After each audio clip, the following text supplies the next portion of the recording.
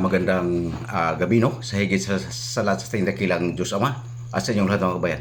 Mga kabayan, pag-uusapan po natin itong nagtatanong po, sino po yung pong nagtatanong, no, sa kung ano po ba daw ang worldly song. Itong worldly song po mga kabayan, no, sinasabi nila kung nagtatanong sila kung kay Satanas po ba ito, no? Ito po masabi ko sa inyo mga kabayan, ito po ay hindi po kay Satanas kung hindi po ito ay sa mga demonyo, no? Bakit po? Ang sinasabi ng Ama dito, si Satanas ay hindi po talaga kumakanta sa langit noong nasa langit pa siya, no? Kasi siya po ang pinaka mataas, no, sa lahat ng mga anghel, no? Pakatandaan po ito, siya po ang pinakamataas sa lahat ng anghel sa langit, no, dahil po siya po ay hindi po siya anghel, no, si Satanas. So pamunawan nyo, ito po ang worldly song po ay hindi po to kay Satanas kung hindi po to sa mga demonyo, no, kasi ang mga demonyo po, ito po yung mga anghel sa langit dati na kumakanta, no. Ito po yung mga kumakanta dati sa langit nung hindi pa ito naihulog sa lupa itong mga demonyo, no. Ito po sila yung kumakanta sa langit, kaya sila po yung expert sa ngayon sa worldly song dito sa libutan ito. Walang kinalaman dito sa Satanas, no. Ito po yung sasabi ng dakila nating Diyos Ama, no, pamunawan nyo. So balik po tayo kay Satanas mga kabayan. So bakit po ba si Satanas mga kabayan ay siya po ang pinaka mataas, no, sa lahat ng anghel sa langit, no, dahil po siya po ay anak ng ating dakilang Diyos Ama, no. Ito ang sinasabi ng ating dakilang Diyos Ama, ito po yung anak niyang panganay, no. Kaya dito po pinagkaloob ng ating dakilang Diyos Ama halos ang lahat ng kanyang kapangyarihan sa no, sa kay Lucifer, no, dahil po ito po yung anak niyang panganay mga kabayan. Pumunawaan niyo, ito po ay hindi anghel, pinanganak po talaga to ng dakila nating Diyos Ama, no? Kasi sinasabi to ng ating dakilang Diyos Ama, dalawa po ang kanyang anak, no, si Lucifer po at ang Mesiyas po mga kabayan, no? Pagkatandaan po ito, sasabihin ko po yung katotohanan, no, kasi ito po ang sasabi ng Ama upang maunawaan ninyo, no? Si Lucifer po ay hindi po siya kumakanta sa langit dahil po ay talagang sabi ng Ama, dahil po siya ay talagang suwail po talaga ito, no? So talaga pong hindi ito kumakanta kundi ang mga anghel lang po, no. So ngayon po nung nagpakasama ito mga kabayan, upang munawaan nyo, nagpakasama ito kaya na gusto niyang siya, no, ang kilalaning Diyos, no, sa langit. Kaya nga po siya ang pangalawang pinakamataas na kapangyarihan diyan sa langit, doon sa langit dati, no, kasi po dito po ay pinagkaloob ng dakila nating Diyos Ama ang kanyang kapangyarihan. Halos lahat ibinigay ng dakilang Diyos Ama ang kanyang kapangyarihan sa anak niyang panganay na ito. So mga kabayan, noong nagkadigmaan sa langit mga kabayan, no, naihulog to si Lucifer, no, dito sa sanlibutan ito, no. Pagka hulog mga kabayan, no, naging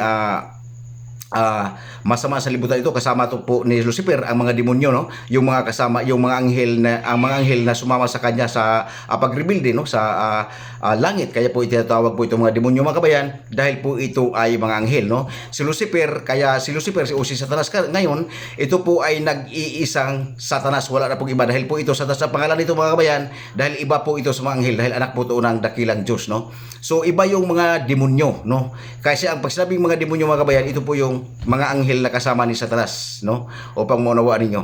So mga kabayan, nung naihulog sa Satanas sa mundong ito, no, naihulog sa mundong ito, so naging masama ang mundo ito mga kabayan, hanggang sa sumama lahat ng mga tao sa mundong ito, no.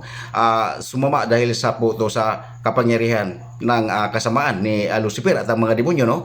Kaya po ang ginawa ng ating dakilang Diyos Ama, pinadala po niya ang kanyang pangalawang anak, ang Mesiyas. Ito po ang sinasabi ng ating dakilang Diyos Ama, ang Mesiyas po ay pinadala niya dito sa sanlibutan ito upang maipangaral ang kaligtasan sa sanlibutan ito, upang hindi po mapahamak ang lahat ng tao, no. Pinadala ng ating dakilang Diyos Ama ang Mesiyas, no, upang pangaralan ang sanlibutan ito na may pangaral, no, ang kaligtasan sa sanlibutan ito mga kabayan. So kaya po mga kabayan, marami pong hindi nakakaalam nito na kung sino po ito si Satanas, dahil po mga kabayan, ito po ay hindi po ito nakasulat sa Bible, no. Hindi po talaga ito, kasi mga kabayan, no, sa pagkakaalam ng maraming tao dito, ito po ay anghel, no. Ang pagkaalam nila, si Lucifer po ay anghel, no. Ganun din po ang pagkakilala ko dito mga kabayan, kasi yun po ang pagkakilala, no, kay sa mga tagal, no, sa tagal ko sa karunungang lihim mga kabayan. So matagal din Kaya po matagal sa lahat ng mga nagkaroon ng lihim diyan mga kabayan, ang pagkakilala nila kay Lucifer, anghel, ganun din po pagkakilala. Ganun din po ang aking pagkakilala mga kabayan kay Lucifer nung sa karunong lihim ako. Ngunit itong pinagkaloob niya ng dakilang Diyos Ama ang kapangyarihang ito ngayon, no? Dito na sinasabi sa akin ng dakilang Diyos Ama nga ang si Lucifer na ito ay anak ng ating dakilang Diyos Ama, no? Ngunit nagpakasama ito kaya po ito nahulog sa sanlibutan ito o naihulog sa sanlibutan ito. Dahil ang gusto po ng Lucifer na ito mga kabayan, no, ang anak na panganay ng ating dakilang Diyos Ama, siya po ang kilalaning Diyos sa langit, no? Ay hindi po ito pinapayagan nating dakilang Diyos Ama, no? Kaya po ito ay naihulog dito sa lupa. So mga kabayan, sa madaling sabi, hindi tumagal, no? Sumawa ng gusto ang sanlibutan ito, pinadala ang Mesiyas upang maipangaral sa sanlibutan, no, ang kaligtasan.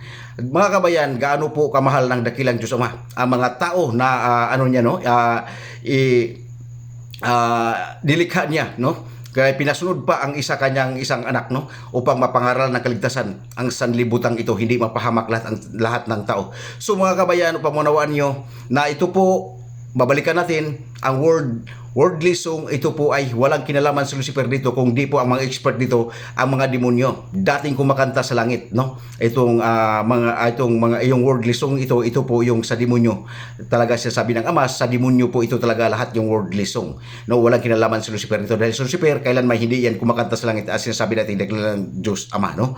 Dahil suwail po talaga ito si Lucifer sa ating dakilang Diyos Ama. Pakatandaan po ninyo, si Lucifer po ay anak nating dakilang Diyos. Ito po ang sinasabi ng Ama. Dalawa po ang kanyang anak na pinanganak niya mismo, no? Itong Mesiyas, no? Ito ang pangalawang anak. So mga kabayan, hanggang dito lang po, no? Magandang gabi po, higit sa ating dakilang Diyos Ama. Singulot mga kabayan.